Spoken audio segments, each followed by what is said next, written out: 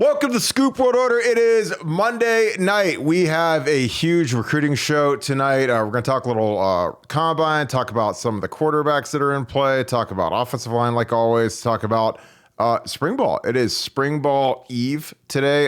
They kick off practice tomorrow morning, so everyone's excited about that. The guys will get a couple practices in, not in full pads, not non-contact practices, and it's going to be good stuff. So super excited about that. So we are going to have some really good stuff for you guys. I got Bill Greene. He was at a quarterback combine yesterday, and he's going to kind of give us a little download on a potential 25 quarterback and and a 26 quarterback, which is really interesting, and also a potential superstar wide receiver from Archbishop Hoban. So we're going to get into that. As always, thank you guys for tuning in and making us a part of your night. As always, we don't take you guys for granted. We appreciate the views, the likes, the subscriptions, everything, because it's been growing like crazy. The channel is closing in on a milestone, 19,000 followers. So we appreciate you guys.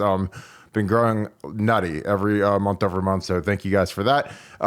Get on BuckeyeScoop.com. We're going to have big spring ball inside stuff we're going to be talking about. A lot of consternation on the coaching staff. Who's going to coach where? Who's going to be recruiting where? There's some really interesting stuff that I found out over the weekend. So we're going to get into that while we are on the script. But with that being said, it's time to get right to Bill the Bank Greene. Bank, how are you tonight? Good, man. Doing real well. Good. So we, you were at a quarterback combine yesterday in Cleveland. So why don't you just give us a little bit of a download about who was there, who threw the event, and some of the things that you were able to take in yesterday. Yeah, the event is it's a just sort of a quarterback camp, and I think it's run by a guy named Brad Mandler, who is excellent, quarterback guru. He was a quarterback coach at Hudson back in the day. He had Mitch Gadani, ended up going to Toledo. And Brad has been in private business, and now he's made the leap. And I think in the past year, he is now full-time quarterback instructor. I mean, there were kids there from all over Ohio. A kid flew in from Houston with his dad, who had met Brad somewhere along the way. And they come every so often to be tutored by him. I mean, there had to have been 25 or 30 quarterbacks there, and this thing was so well run, so organized. And Brad is, he's so good at what he does, and in teaching the quarterback position, he's really well respected among college coaches. So great event. I mean, couldn't have been more impressed. Some of the headliners there, the headliner was actually Drew Aller was there. Drew came through this program before, and Brad has been tutoring Drew since he was probably a sophomore, and Brad is pretty tight with Mike Yursich, and they're kind of on the same page there. So Drew, I thought he was just coming just to work out or just to hang out with the kids and speak to him, give him a little pep talk, but he went through the full workout and he looks amazing. Drew is now he's 6'5", about 240, and he was not 240 in high school. He was like 190 or something, or 210 maybe. And the interesting thing is Ryan Montgomery, 2025 quarterback heading into his junior year, is following on the same path as Drew. And that's really exciting for me because I think Drew Aller is going to be really special this year at Penn State. So we'll see. But I think Ryan Montgomery is same size as Drew Aller was when they both were the same age. And I would say Ryan's a little bit ahead of where Drew was at the same age. So, I think, Ohio State, I think they're going to get Ryan Montgomery, and I think they're going to be happy with him. Trying to project where he'll be in 3 or 4 years. I think it's going to be pretty good for Ohio State. Do you think that there's a chance, and I mean, there's always a chance with the way Ryan Day likes to recruit nationally, that Ryan Montgomery could end up like Drew Aller, and they could take a big swing at a number 1 overall type kid like they did with Quinn Ewers, and then, maybe Ryan slips away despite being an extremely solid, in-state kid. Is there a chance? Because again, like our quarterback recruiting it's been really, really good, but there's been a lot of twists and turns. You go all the way back to Jack Miller, take CJ Stroud late, you got the Haskins Burrow thing, then you've got Quinn Ewers, he reclassifies, and you take Devin Brown, then he transferred. I mean, then Dylan Raiola. I mean, it's like, with the quarterback recruiting, I don't know if you ever really get excited until they actually start a game because we've seen so much transition. You never know. But do you think? Well, like when I saw Drew yesterday, and I was the first person to ever write about Drew Aller. Like no one ever heard of him, and I saw him throw for 300 and some yards against Lakewood St. Edward when he didn't even know what he was doing. I mean, he was just a sophomore. They threw him in there, and you don't throw for 3 bills on St. Ed's, So, but Ryan Montgomery could be that national guy. Drew Aller ended up being a national guy. He was a 5-star kid. So Ryan Montgomery, I think, is going to end up being that guy. And that's a hard project from, for me. Like I say, I love where the kid's headed. Still 2 more years of high school to go. He may end up being that 5-star national guy. So, it's tricky when you start offering in-state kids and then you decide not to take them. Man, it's not good policy. It's just not. Just wait and offer them when you're sure. You can't handle the in-state kids like you handle a quarterback from California. You can offer him, and when he calls to commit, you say, we're not ready. And it's no problem. You start doing that with in-state kids, man, and it reverberates around the state, and it's not good. So, everything I can see, with Luke Montgomery on the roster now, they've offered Ryan. I think Ryan's their guy. And I think they're happy that he's their guy. And, from what I saw yesterday, I just think this kid just keeps getting better and better. And he's going to end up being a 6'4", 6'5" kid and he'll end up being well over 200 pounds. But he's a heck of a basketball player. So he's a better athlete than what Drew Aller is. So I think they're pretty excited about Ryan Montgomery, and I think they should be. Do you think that the 25 class ends up being a 2-quarterback class? And it's hard to take a 2-quarterback class anymore because these kids, they just don't want that. They don't want to be a part of a 2-quarterback class. They'll go somewhere else. Ryan Montgomery's got offers from Michigan, Georgia, and Georgia was a player there. I'm telling you that Todd Monken had a great relationship with Ryan Montgomery there. And Todd Monken leaving Georgia, I think, really helps Ohio State. So, but that 2-quarterback class, man, it just doesn't work so good anymore. Yeah. The kids don't want to be a part of it, and they don't have to be a part of it. There's 130 D1 schools. They'll find one where they can be the guy, the only guy, and a path to starting job. Yeah, it's weird how it seems. I'm not going to go all the way back in time to Zwick and Troy Smith, but yeah, it's like that second guy, almost like C.J. Stroud and Jack Miller. It was like Jack was like the early guy. Jack Miller. Yeah. They told you right out what they thought of Jack Miller when they jumped right over him with C.J. Stroud. And it was the right move. Yeah. It was a great move by Ryan Day. It wasn't about feelings. It was about we got a chance to get a much better player. So, it was just recruiting over a guy. They recruited over Jack Miller in the same class is what they did. Yeah, and I think you could do that pre-transfer portal. Now I think it's a whole ball of wax where guys will take off after that first spring ball if they realize that they're behind the guy that's in their class. Again, like last year we had 4 freshmen and 2 of them took off, and we got 1 went pro, and now we're down to just Kyle McCord and Devin Brown. You may lose one of them. You may lose one of them here in 6 weeks. Oh, easily. Now, Ryan Day, I know what Ryan Day is going to say, and you know what Ryan Day is going to say. He's going to say it's too close to call. They're dead even. We're going to have to pick this back up in the fall to figure out who our starting quarterback can be. Both of them are great. I love both. Both can be our guy. I just can't make a decision right now. I know he's going to say that. You are not going to name a starting quarterback in the spring, and the other guy's gone. You want to prolong this, drag it out, keep him on that string. And then once the games start, well, then they're not going anywhere at that point. So. Yeah, I think it's a lot like Dwayne Haskins and Joe Burrow. I remember Kevin Wilson sitting at the podium saying we need both these guys to be successful this year. And, a week later, Joe Burrow's in the portal heading to LSU, and can't fault him. I mean, it was one of the greatest. It was probably the greatest transfer in the history of sports. turn him into a multi-millionaire. If he Yeah. stays at Ohio State and he stays buried on the depth chart, who knows? Well, Who I mean, knows what happened to Joe you, Burrow? He could be teaching school at Miamisburg right now. So that yeah, was a great transfer.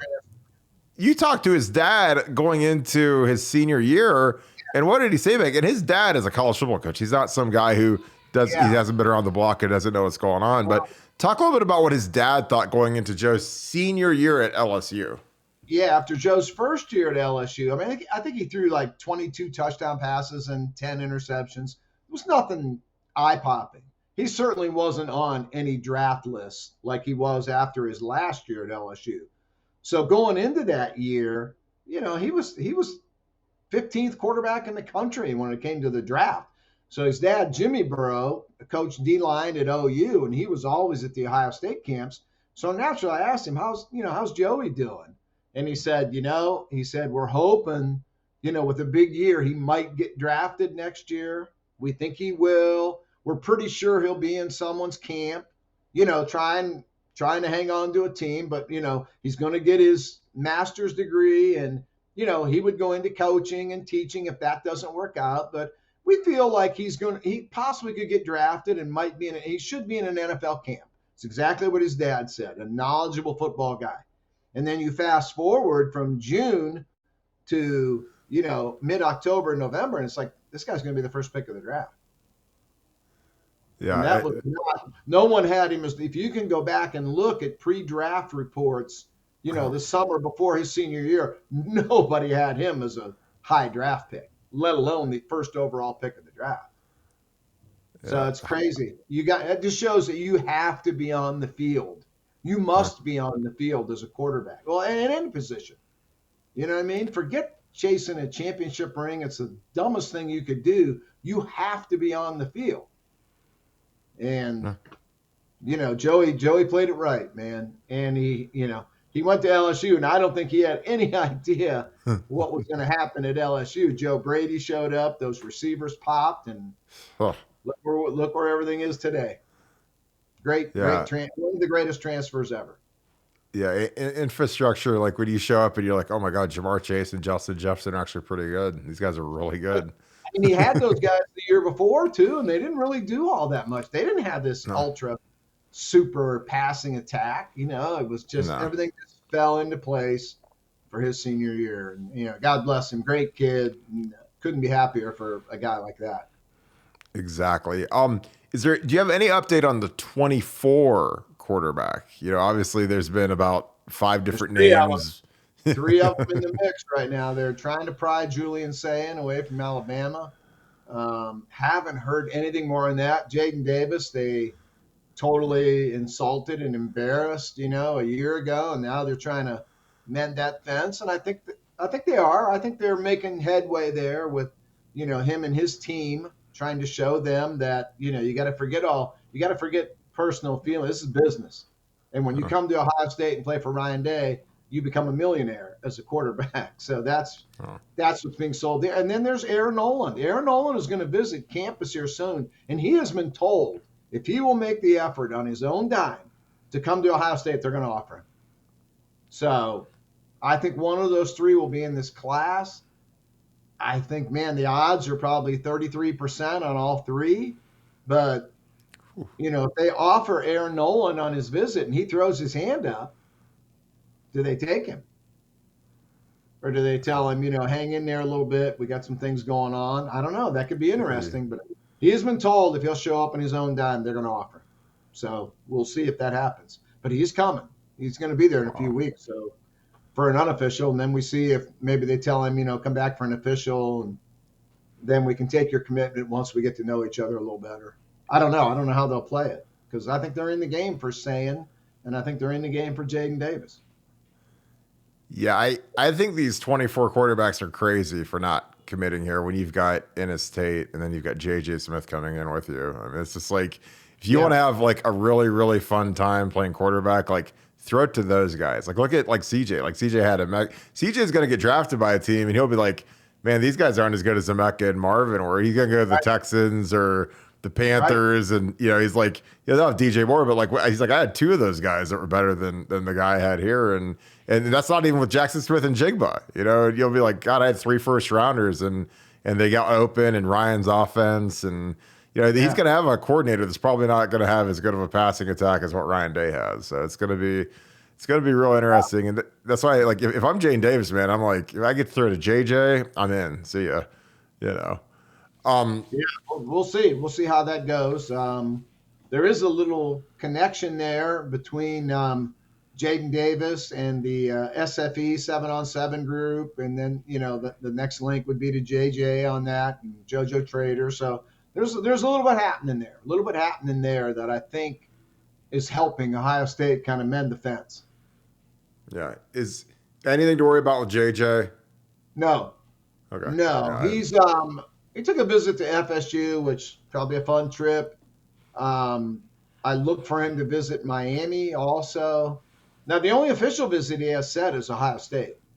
So that's the only official. So, no, I don't think there's anything to worry about at all. I love I love his family situation, his team, it being his uncle and his dad. They're sharp. They're smart. No, I see no problem there, and they've been through it before with Gino, so no problem there at all. These people are sharp, and they're very smart, very educated about the recruiting process. And I think they're looking long-term to what, the development under Hartline will do for them, but they're also looking at the short term.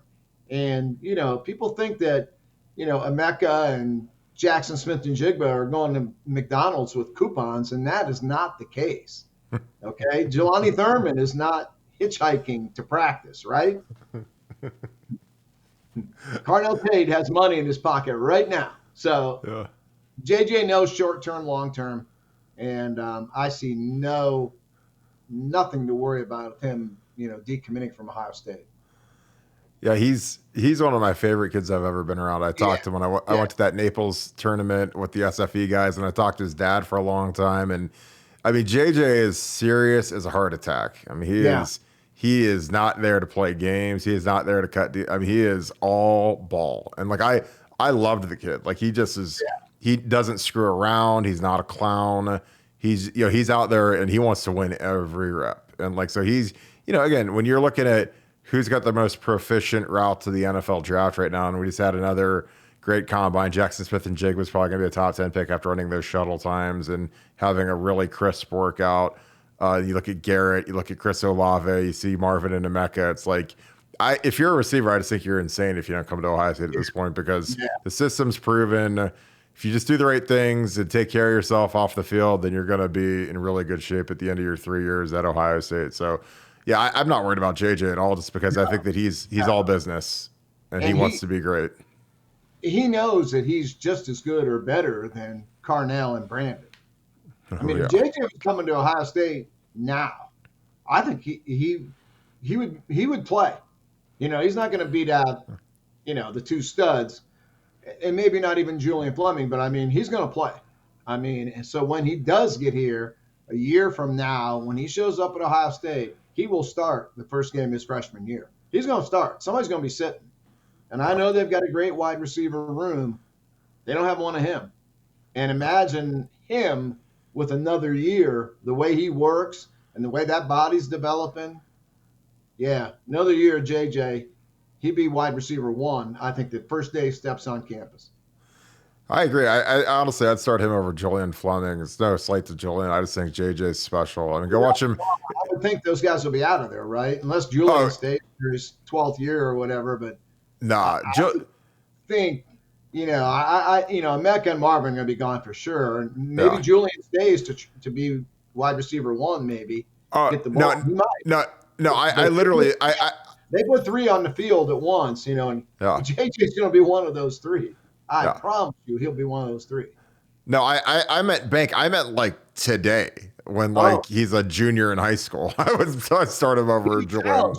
He would challenge him. He'd be wide receiver 4. He'd be wide receiver 4 to start, and then Julian would have to fight for catches over JJ. But I mean, JJ, I think JJ will be ahead of Carnell and Brandon, and I love those kids. And then the Yeah. Rogers, those are studs. But Yeah. I think JJ's a little higher level than those four guys, Well, yeah, and a lot higher level than the freshman from last year. JJ is going to start. There's yeah, no doubt in my mind. yeah. He's got the mentality, but I watched his video of him running the hurdles 2 weekends ago, and I was like, oh my god! For as big as he is and as fast as he is on the hurdles, I mean, that's like he's like a giant Ted Ginn running hurdles. He's going to be Marvin Harrison size too. When he gets to state, he will be Marvin Harrison size, and I think a little bit faster and a little bit better athlete than Marvin. Oh Marvin, it's going to be. Marvin's will catch everything in a 5-yard area, but JJ's that type of receiver with maybe a tad more athleticism and a little bit more speed. You can't run hurdles, man. You can't run hurdles unless you have hips. I mean, it's not possible.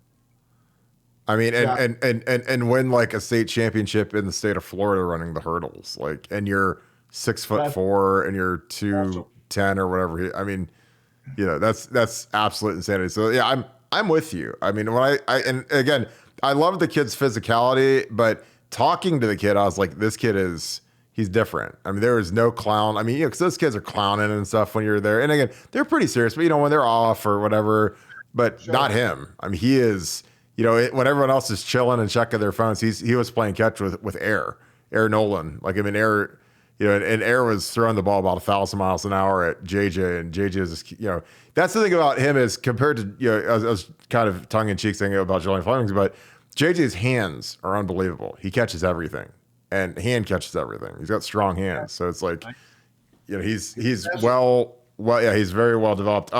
Let's go O-line real quick. We are going to do a quick little clinic on offer versus offers, one of my favorite things ever that was brought by the great Urban Meyer up to the Big Ten, something that didn't really exist. So offer or offer. So William Satterwhite has an Alabama offer, and the Twins have Georgia offers. And Bank, you said that there is an offer where you spell it with capital O, capital F, capital E, capital R. And then there is one where it is offer in all lowercases. Describe the difference, and are the Twins' offers from Georgia and Will Satterwhite's offer from Bama, which of the two? Well, I mean, and obviously I don't know. So I'm just using, what I have learned from being in this business over 20 years. And if you look at Georgia, last year they offered 40 O-linemen. 40 O-linemen had offers.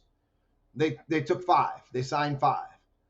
This year, right now, at this point, and this is a very early stage of the game here, Georgia has offered 25 O-linemen.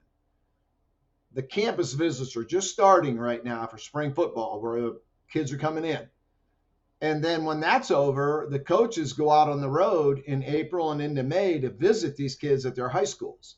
And then you've got the June camps coming up. So my guess is by the end of the June camps, Georgia will have another 40 O-linemen offered. Okay, between 25 and 40. Well, they're not going to have an O-line class of 37. They're not taking 38, 35 O-linemen in this class. So, I mean, to me, those are lowercase offer. They're camp invites or what they are. Same with William Satterwhite. William Satterwhite, who I think is a really good player, but I don't think he could call Alabama today and throw his hand up and say, I'm in. They would tell him, we'll see you in June, and then we'll let you know. Same with the Twins in Georgia. I don't think Georgia, in a class of 5, where they're going to offer 35 or 40, I don't know that they would take those 2 today. Maybe they would. I could be wrong. But to me, it fits the profile of the camp offers. And Ohio State does the same thing. Urban brought it there. Urban knew that to get a kid from Florida to come visit Ohio State in June, to come to camp, that kid's not coming unless you offer him. And he used offers as camp invites, and it's smart. And everybody does it. It's what you do. Now, it's a dangerous game if you do that with in-state kids. You know what I mean? You can offer a kid from Texas, an O lineman or a D lineman or whatever, safety, and then decide not to take him. He calls to commit, and you're like, nah, we can't take you. You can get away with that. Everybody does it. But boy, you offer these two kids from Lakewood St. Edward, a high school you're going to want to recruit for the next decade, and they call to commit, and you tell them no, man, not good policy at all. So it's totally different how you approach in-state and out-of-state kids. So my feeling is with Ryan Day, those twins could call Ohio State today and commit, and that commitment's going to be taken. The same with Mark Nave. I mean, they're going to take them. So would Georgia take them tonight? The history of how I've looked at this, I would say no. I think those are camp invites. Now, if Georgia had offered 7 O-linemen right now, and last year they had offered 9 and took 5, then I would say, yeah, those are offers. But man, if you're in a group of 40, you're gonna have to prove yourself. That's how I look at it. I think you're right. I lived that. I got a nice education on that when Urban showed up, and we'd offer guys, like the fake offer, and it would be like, okay, Bill, I'm going to offer you. It's contingent on you coming to camp this summer. It's contingent on you getting a 25 on your ACT. It's contingent on your junior film. There's all these like contingencies. So, it's like, well, you have an offer, but you can't commit. So, it's like, when you're the big dog, Shamar Stewart or somebody like that, you can commit tonight and we'll happily take it and pop champagne. But Jordan Seaton can commit tonight. And this, like you said, when Urban came to Ohio State and brought that mentality, it was just something that we were not used to, something we had never heard of before, because Tressel used to offer 38 kids and sign 25 of them. You can go back and look at the history, go on 24/7 and look at who Tressel used to offer. It was crazy. There'd be under 40 offers. And the reason they didn't take someone is because kids went elsewhere. But by and large, if you had an offer from Jim Tressel, you could call and commit. And boy, Urban changed that game real quick. So it is what it is. It's just the nature of how the business evolved. Yeah, I really think that a big part of it is that Urban figured out that, kids really remember their first offer, and they also remember how early you offered them. So, if you're like Ohio, if you're old fashioned Ohio State and you wait till before their senior year, that's like a slight, that's like a diss. USC offered me after my freshman year or during my freshman year or whatever. So, you can't get in the game with a kid like Tyler Atkinson or Chris Henry Jr. unless you offer them as freshmen. Now, I don't know if you're going to take their commitment when they're freshmen, because you got to see how they develop a little bit. But, you're not, you might never see Tyler Atkinson again. He was one of the top, 26s in the country, and he's a phenom. But, is he ever going to come here again after he's got an offer? His kid's probably going to end up at Georgia, but he was a kid that came to camp last year, and he looked like a grown man as a freshman in high school. So yeah, it's just always interesting, because I don't think people realize how that was a huge change for Ohio State, because it was a huge change for people like me or Bill Kurlick or who had been in this business, and offers were always offers. There was no such thing as a lowercase offer from Jim Tressel. Yeah. And then all of a sudden it's like, what in the heck is going on here? I think Urban's first year, he might have offered 150 kids or something in a class at number 25. And it was like, it was mind-boggling. Like, and I think, the comment was from the Ohio high school coaches were like, well, how do we know if this is really an offer? And they were like, you got to call and commit. Call and try to commit, and then you'll get your answer. And it was you just had never seen this before. And it was such a fundamental shift. And, I wasn't prepared for it. I mean, it was mind-boggling to me to see just the difference. We were so used to the Jim Tressel way. In his way, he would recruit inside out. He would look to lock up 14, 15, 16, 17 Ohio kids and then branch out to fill out his class. Where Urban would kind of look outward and then try to pick some Ohio kids later in the deal to add them in. But we had just never seen recruiting like that before. But that was the end of the 16, 17, 18 in-state kid classes that Tressel had all the time. Yeah. Those days are over. Oh yeah. Spring ball kicks off tomorrow. Any guys that you're excited to hear about? Is it kind of different with the quarterback competition being somewhat wide open? I feel like Kyle McCord has a pretty significant edge as of today. But what are you looking for them to get out of spring football? Well, I just want to see what happens with the O-line, number one. I mean, because I think they're open for business on that O-line. I mean, you had Whippler and Paris and Dewan walk out the door, and it's not like when Olave and Garrett Wilson headed out the door, and you knew Marvin, and Emeka were the guy. It was just no doubt. It was a seamless transition. 2 out, 2 step right in. You don't miss a beat. I don't think it's that way right now with this O-line. You got 3 stepping out, and there is nobody right now that can tell us who the starting 5 are going to be opening day. Because I don't think Justin Fry knows. I don't think Ryan Day knows. I mean, they're open for business, man. You want to start for Ohio State this year on the O-line? Get your stuff together starting today. Let's go. You got a chance. I mean, there's open competition there. And it wouldn't surprise me. I don't know. You throw a name out there, and he may start this year. So, and we normally don't see this at Ohio State. So I think that's what's interesting, to see who's starting to separate themselves. I want to see who they throw out there day one as the first team O-line. I don't even know who that would be, let alone who's going to start opening day. I don't know what the first team O-line would be at 8 o'clock tomorrow morning. I don't know. So that's the exciting part for me, is to see just how Justin Fry earns his money this year. He got handed a pretty stacked hand last year. He did a good job with that old line, but he was handed a nice room. Yeah. Now he's got to have to earn his money now. I mean, you blow out a beautiful O-line next year that runs the heck out of the ball and protects the quarterback. You're going to have to tip your hat to Justin Fry. I mean, he got to do some coaching and some developing right now. Where last year he walked into a new job and it's like, oh, I got Paris Johnson, and I got DeJuan Jones, and I got Whippler, and I got Donovan Jack. Oh, okay, I'm good. Yeah. I don't want anybody to get hurt, but I'm good. Well, now, man, it's going to be fun to see. Just maybe somebody out of the blue that we're not aware of steps up and grabs a job. Maybe 3 of them do. We'll see. I mean, they're open for business.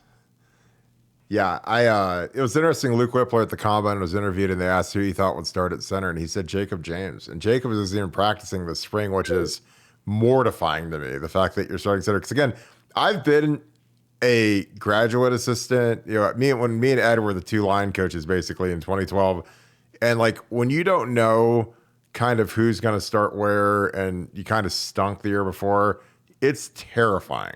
So you're going into that spring practice, man, and you're going to be going against, because you're going against Mike Hall, Tyleek, JT Tuimoloau, and Jack, and those guys are all 5-star. Mike Hall's a terror, and it's like, so the offense can't function unless this O-line can show up and do the thing. So the pressure, it's on Justin Fry, and it's also on Brian Hartline, because Brian Hartline has got to learn how to call protections the same way that a really good pitcher throws 4 or 5 good pitches. It's like, you can't just sit there and empty and pray that these guys can hang in there versus JT and Mike Hall. You got to do some stuff to move the pocket, mix it up, do some chips, do some stuff with the tight ends to screw with the defensive ends, pass rush. I mean, there's a lot of things you can do to help this line, because, you got new starters in there, and it's because, DeJuan left after 4 years, Paris left after 3 years, Luke Whippler shocked everybody and left after 3 years, except me, because I already knew he was leaving. But, so it's, and plus, the thing that stinks is we lost Ryan Jacoby, is a kid that, would probably be in the mix at right tackle this year if he was still here.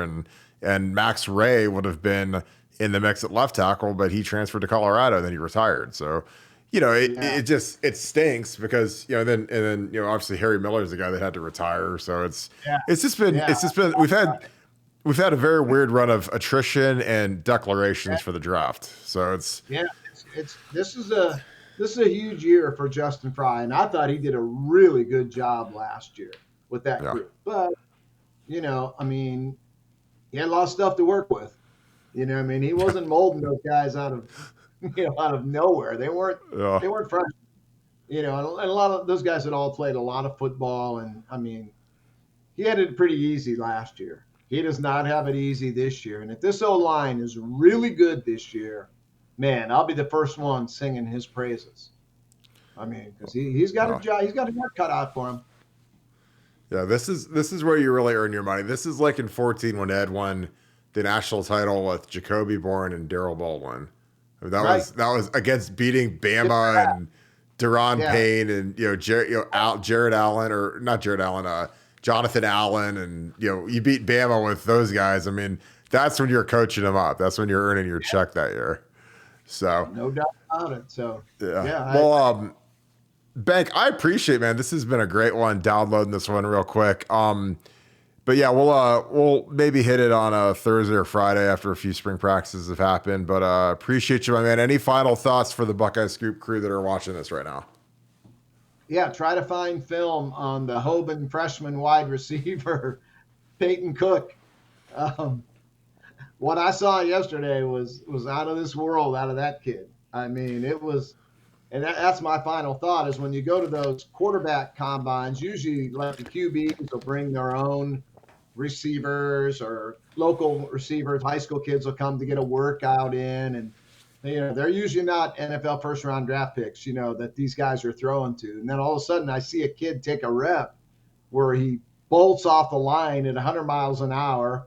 He does an in cut that he cuts on a dime, and they throw the ball 5 yards behind him. He's got to go up in the air, twist his body, make a one-handed catch, come down with it, and he looks like a deer jumping over a fence out in the woods. And it was like, holy God, who was that? Like, and if someone would have told me, well, that kid, he starts at Kent State or he starts at Akron, he's just here getting a workout in, I would have believed it. But no, he was a freshman that started for Hoban last year, Peyton Cook. And I mean, he's already talked to Heartline, already been offered by Michigan and Pitt. He's coming to camp this summer. I was shocked that he was a freshman in high school. I mean, legit 6'1", long arms. I mean, speed, quicks, routes, hands, body control. Kind of a Jackson Smith Najigma body control deal. Like when Jackson made that catch against Nebraska, I think it was, when he was a freshman. No, wasn't it week one? It was like the first game of the season in a blowout or something. I remember him making this catch where his arms and legs are going everywhere, and the body control was amazing. He reached behind him and just plucked it out of the air like it was nothing. Yeah, I was thinking of the one where he did the one-footed toe tap, like the first game of his career, where he caught it in the back end zone. I thought he had one against Nebraska that was just out of this world in the back of the end zone, and maybe that's the one you're talking about too. Could be, but I mean, that's the body control I saw out of this kid. It was just one catch, and it was like, that's all I need to see. Sign me up for that dude. It's just, when you see, you know what I mean? It just, and I wasn't looking for a wide receiver. I'm watching these quarterbacks, their delivery and everything. I'm not looking for a wide receiver. I know there's not one here that can play, that kid can play. It just, and it was so eye-popping that you couldn't help but notice. I mean, he looked like a college receiver to me. So, name to watch, and we got to find film on him. Peyton Cook, 2026 wideout, Hoban, offer from Michigan, offer from Pitt. And there's going to be more. Believe me, there's going to be more. So, Coach Tyrell, please put his film on Huddle, because Williams Satterwhite has a tape up, and I was like, this kid's got Michigan already as a freshman, so he's obviously going to get an Ohio State offer. Brian Hartline liked our tweet that we put up about him, about an hour ago. Okay. So good, I mean, he's very aware of this kid. So if Brian's liking this kid's, this tweet. So, I texted Terrell right away. I texted him right away, and I said, tell me about your freshman wide receiver. I'm watching him at Brad Mandler's quarterback camp. And he texted me right back, and he said, best wide out in Ohio. And it's like, and no argument from me. I mean, the Henry kid's pretty special, but I mean, Peyton Cook is special. So let's track him down. Let's follow him and see what we can come up with him. But we'll be seeing him in camp soon. And I'll run up to the school here when the college coaches are allowed on the road. I'll get up there and see what's cooking up there with him. But special kid. It's Great kid, mature kid. Just man, lot to like with that kid. Yeah, it'd be wild if we had him and Chris Henry in the same class, and they're both actually from Ohio. They're not from Texas and Florida and Georgia, and where we've been going and getting these kids, or Philly like Marvin. But well, that's awesome, man. I'm excited to see the kids film.